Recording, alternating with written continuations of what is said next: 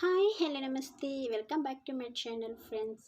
ఈ రోజుటి వీడియోలో అయితే నా 5th మంత్ జర్నీ అన్నది చెప్తాను. ఎక్కడ స్కిప్ చేయకుండా చివరి వరకు చూసేయండి.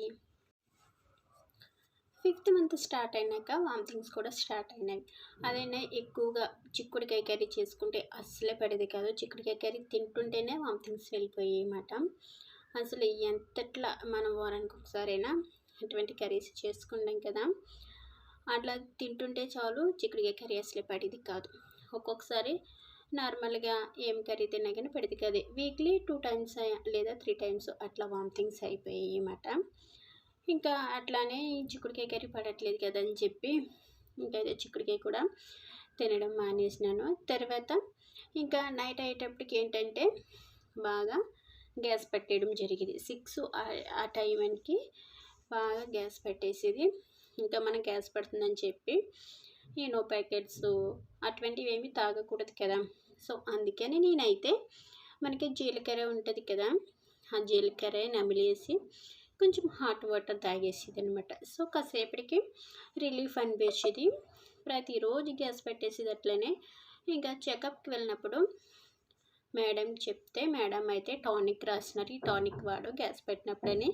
కానీ మళ్ళీ నాకు ఎందుకులే టానిక్ వాడడము, మనం నేచురల్గా తగ్గించుకుందాంలే అని చెప్పేది. ఇక టానిక్ కూడా తీసుకోలేదు నేను.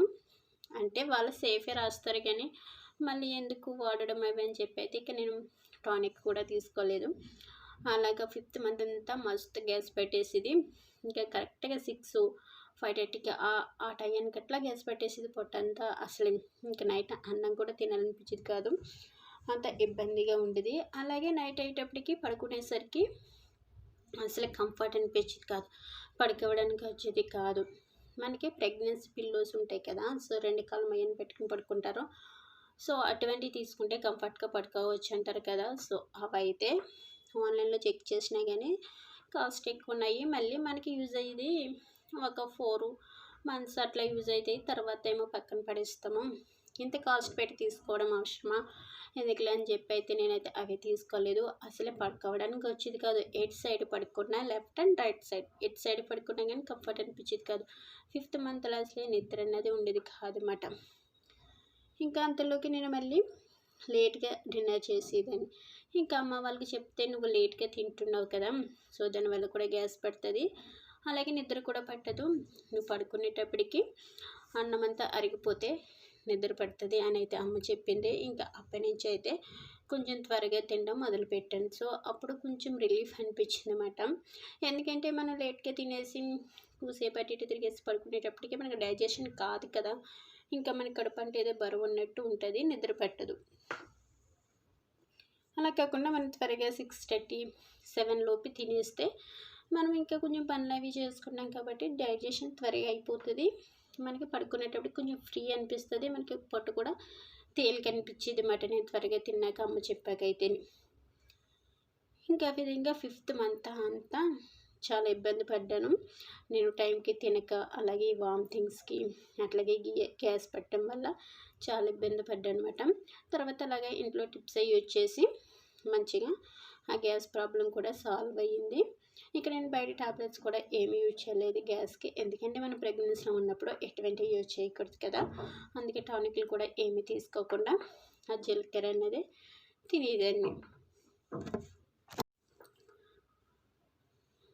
మనకి ప్రెగ్నెన్సీలో అన్ని కర్రీస్ మనకి పడతాయి అనుకోకూడదు.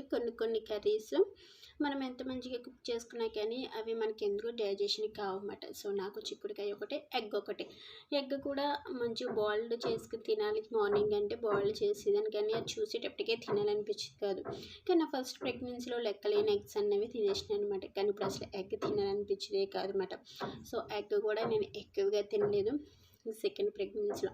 అలా మనకి ఒక్కొక్క ఐటమ్ ఎందుకు తినాలనిపించేది, ఒక్కొక్కటి అయితే మంచిగా తినాలనిపిస్తుంది. కానీ డాక్టర్స్ చెప్తారు ఎక్కువ ఎగ్ తినమ్మా డైలీ అని చెప్పింది, బట్ నాకు తినాలనిపించలేదు మేడం అని చెప్తే, అలా అంటే ఎలా తినాలి, ఎలా అని తినాలి అని అయితే చెప్పింది మేడం.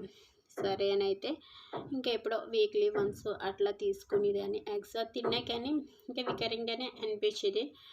తిని బాధపడడం ఎందుకని చెప్పి అయితే చాలా వరకు స్కిప్ చేసేసేదాన్ని ఎగ్స్ కూడా. ఈ విధంగా నా 5th మంత్ జర్నీ అనేది అయితే సాగింది. ఇంకా నెక్స్ట్ వీడియోలో 6 మంత్ జర్నీ ఎలా సాగింది ఏంటన్నది వీడియో అప్లోడ్ చేస్తాను. తప్పనిసరిగా నా ఛానల్ సబ్స్క్రైబ్ చేసుకోండి. అలాగే లైక్ చేయడం అయితే మర్చిపోకండి. Please subscribe my channel. Thanks for watching friends.